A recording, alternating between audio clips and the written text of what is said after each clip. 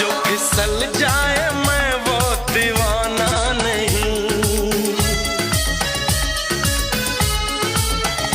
जो बदल जाए मैं वो जमाना नहीं। তো হয়ে গেছে কেমন আছে তোমরা সবাই? আজকে আবার একটা নতুন ব্লগ নিয়ে চলে আসলাম গাইস। আজকের ব্লগটা অন্যরকম হতে চলেছে, কারণ আজকে আমাদের যত মধ্যমগ্রামে প্যান্ডেল হয়েছে আর তো যতগুলো হচ্ছে বা সব প্যান্ডেলগুলো দেখাবো। আর অনেকগুলো মা দুর্গা চলে এসেছে আর তোমাদের পিয়ার বাগানে যেও দেখাবো কয়েকটা ঠাকুর। এই জন্য আমার সাথে হচ্ছে অর্ক, কারণ আমি এখনো বাড়িতে অর্ককে ফোন করে দিয়েছি। অর্ক তোমার এগুলো আমাদের ওই সাইডে গলিতে দাঁড়িয়ে আছে, আমি যাবো এখন গলিতে। আর তার আগে আমি এখন ঘুম থেকে উঠলাম। যাই হোক, আমি সকালবেলা পড়তে গেছিলাম আর পড়তে দিয়ে না খেয়ে ঘুমিয়ে পড়েছে। আর এখন একটু আগে উঠলাম, উঠে একটা ফোন ঘাটলাম, তারপরে ভাবলাম যে একটা ব্লগ করি, একটা ব্লগ চলো বেরিয়ে যাই। সো গাইজ আজকে যাই না ব্লগ তো করতে যাবো, আর এখন আমি রেডিমেডি হইনি। আর চুলটা যাই না, চুলের চুলটা ছোটো ছোটো করতে গেছিলাম আর ছোটো ছোটো করতে চুল খাড়াই হয়ে গেছে। আমার কী বলবো, চুলটা কীরকম একটা ছাপটা লাগছে, ছাপড়ি লাগে। যাই হোক চুলটা যাই হোক যেরকম হয়েছে বাদ দাও, এবার পুজো তো বাদিয়ে দাও। কালী পুজো দেখা যায়, কালী পুজো বেশি ভালো করে কাটবো। আর জানি না লাইটটা কীরকম আছে, ফটাম রেডি হয়নি। তোমরা ভিডিওতে থাকো আর চ্যানেলটা সাবস্ক্রাইব করো গাইজ, নাহলে গাইজ আমি হয়ে গেলাম এখন রেডি। আর আজকে হচ্ছে চতুর্দশী, আর আমি জানি না ভিডিওটা কবে আপলোড করছি। যাই হোক আজকে হচ্ছে চতুর্দশী, আর হয়ে গেছে আর কেমন জানি না। এখন আমি বাইরে যাবো, আমি ফুল রেডি হয়নি। অল্প দাঁড়িয়ে আছে, আমার ফোন করছি বারবার। বাইরে বেরোনো যাক। তার আগে আমাকে ভিডিওটা পরে আমি সাইকেলে বেরোবো। যাই হোক গাইজ এখন আমি বেরিয়ে গেছি আর এখন রাস্তায় আছি। রাস্তায় আমাদের এখানে গান বাজনা বাজছে। আর যাই হোক অর্ক সামনে দাঁড়িয়ে আছে, চলো গাইজ সামনের দিকে যাওয়া যাক। আর এখানে আমি ক্যামেরা ঠিক মতো ঘোরাতেও পারছি না। যাই হোক অর্ক সামনের দিকে দাঁড়িয়ে আছে, চলো যাওয়া যাক আগে।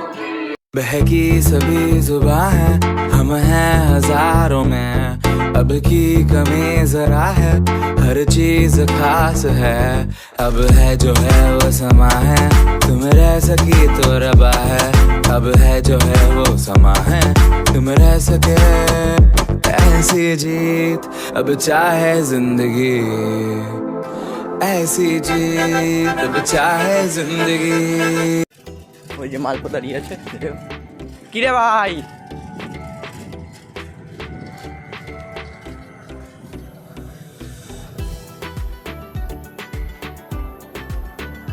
দাঁড়িয়ে আছে।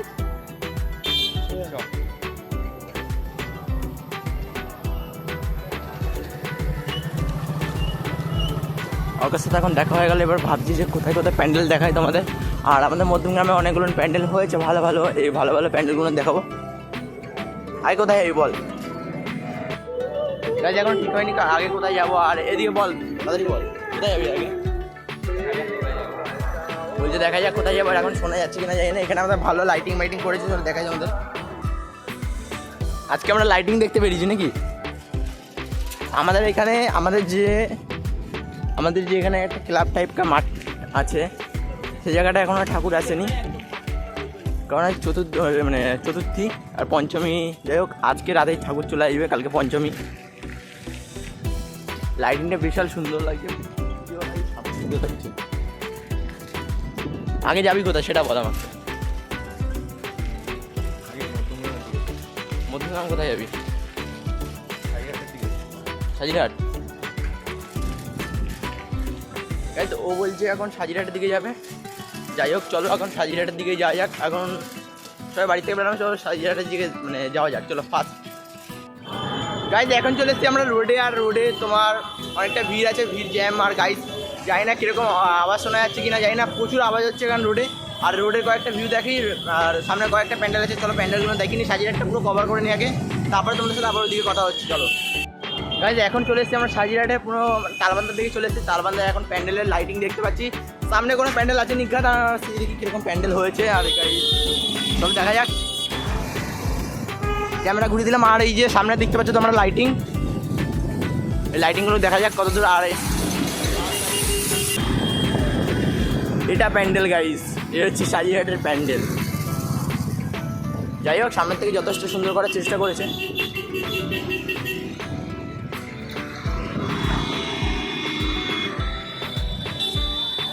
ঠাকুরে চলে এসেছে গাইজ, আমি ঠাকুর দেখতে পেয়েছি। আর গাইজ এখন এসেছি আমরা গঙ্গানগরে, আমি আর সুরেশ। সুরজিৎ আর আমি এসছি কারণ অর্ক ওদিকে 9 নম্বরটা শুট করছে আর আমি সুরজিৎ একটু গঙ্গানগরে এসছি, তো একটা প্যান্ডেল দেখবো। আর এদিকে গঙ্গানগরের সামনেই প্যান্ডেল, চলো তোমাদের প্যান্ডেলটা দেখানো যাক আর ভেতরে ঢুকবো চলো।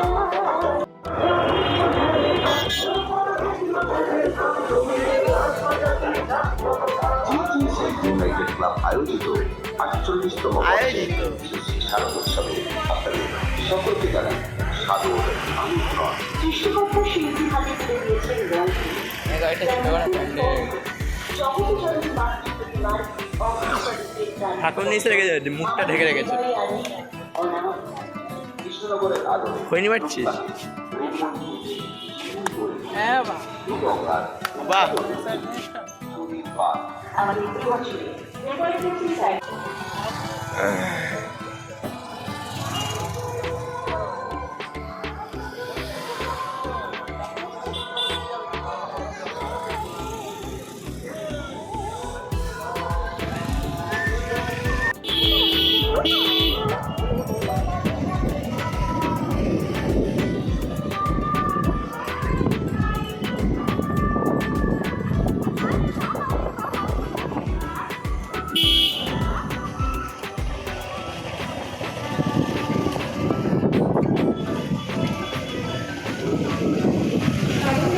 জানাচ্ছি এবছর টিভি9 বাংলার বিচারে জেলার সর্বোচ্চ পুজোর শিরোপা পেয়েছে উদয়রাজ, জেলার দেবে না সর্বোচ্চ পূজার শিরোপা পেয়েছে আমাদের মণ্ডল।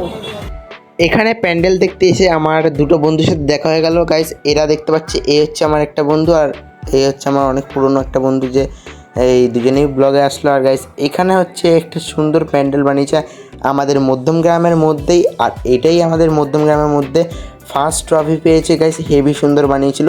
আর এখানে এসেছিল একটা জি বাংলার নায়িকা, কি নায়িকা না, জি বাংলার একটা জন রান্না করে সেই ভিডিও দেখার, মানে সেই লোক এসেছিলো যে আমাদের উদ্বোধন করতে। তাই গাইস এত ভিড় হয়ে গেছিলো, দেখতে পাচ্ছি পুরো ভিড় ভর্তি একদম। আর আমরা একটু কাছে যেয়ে দেখছি আর মানে বউটাকে মানে নায়িকাটাকেও দেখাবো, আর এত ভিড় যে কি বলবো গাইস, দেখতে পাচ্ছ তোমরা এত ভিড়। আমরা চাইবো যিনি এত সুন্দর কণ্ঠস্বরে আপনাদের এতক্ষণ আটকে রেখেছেন তার জন্য একটা জোরে হাততালি হোক। সিরিয়াল থ্যাংক ইউ, অনেক ধন্যবাদ। সকলের পুজো খুব ভালো কাটুক, আনন্দে কাটুক।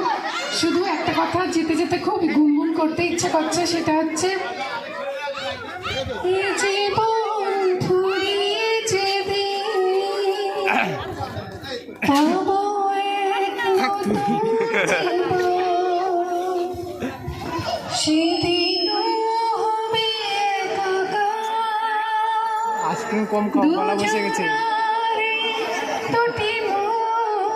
এই হচ্ছে আমাদের সাহেব বাগানের ঠাকুরের মূর্তি। আর গাইস প্যান্ডেলটা ভেতর থেকেও অনেকটা সুন্দর বানিয়েছিল, তোমরা যদি রিয়েল লাইফে দেখতে যাও খুব ভালো লাগবে। আর তো এটা হচ্ছে মধ্যম গ্রাম সাহেব বাগানের মধ্যে প্যান্ডেলটা। এইবার আমাদের হবে রিয়েল